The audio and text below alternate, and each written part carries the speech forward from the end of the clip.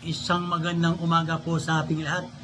Ngayon po ay ika-4 ng umaga, madaling araw na po ngayon, January 17. Maaga po tayo nagising dahil po maaga tayo natulog kagabi.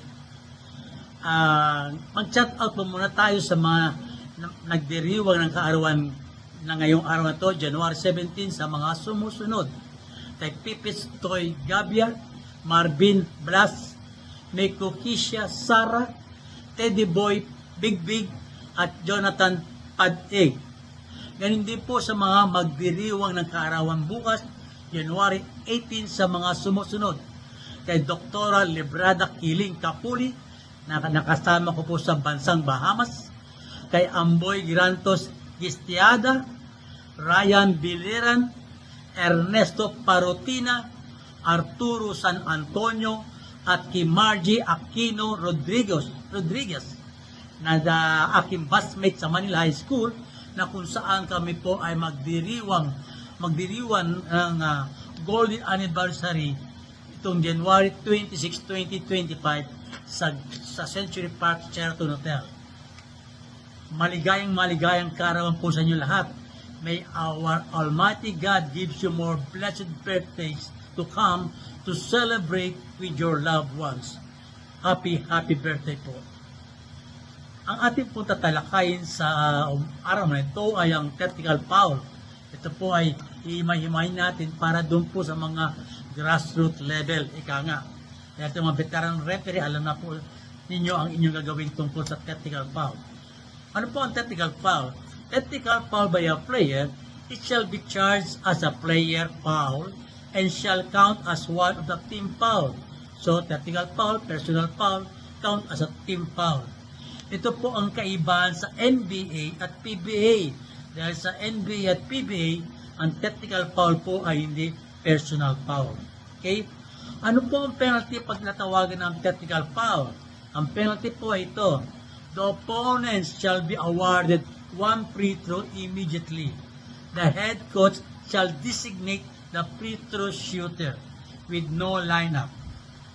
Then, ito po ang aking payo sa mga referees. See to it na ang pagkatanungan nyo ng free throw shooter ay ang head coach. Huwag po yung mga assistant coach. Dahil magkakaroon kayo ng problema kung assistant coach ang inyong tatanungin. Dahil kung sakali tinanong nyo assistant coach at sinabi ng assistant coach at number 4 ang thrower, pinatira nyo ang number 4, nagmintis, sigurado mag-reklamo yung head coach, mauutak ang mga team. Sabihin ng head coach, rep, hindi naman yan aking shooter. Ang shooter gusto ko number 5, ba't pinatira mo number 4?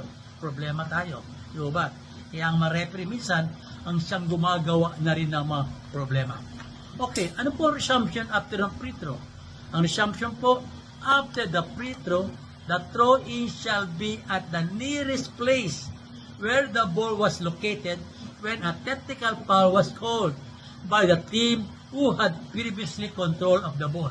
So, bola pa rin to ng team na may control ng bola ng karoon ang tactical foul. At ang throw-in doon sa pinakamalapit na lugar kung saan natigil ang bola nang tumawag ng tactical foul. Okay? So, sa throw-in po, dalawa po yan sakali. Either sa backcourt or frontcourt. So, if the throw-in shall be at the backcourt, the shot clock shall be reset to 24 seconds. Pag sa backcourt po, obligado, 24 seconds shot clock i-reset. Kung sakali naman sa frontcourt, sabi sa rules, if in the frontcourt, shot clock shall retain it 14 seconds or more. Kung 14 seconds pataas, retain po, wala tayong i-reset. But if 13 seconds or less, reset sa 14 seconds. Kung mangyari ang tactical foul, inbound sa frontcourt with only 1 second shot clock, i-reset doon sa 14 seconds. Okay o ba? Maliwanag ko pa tayo dyan.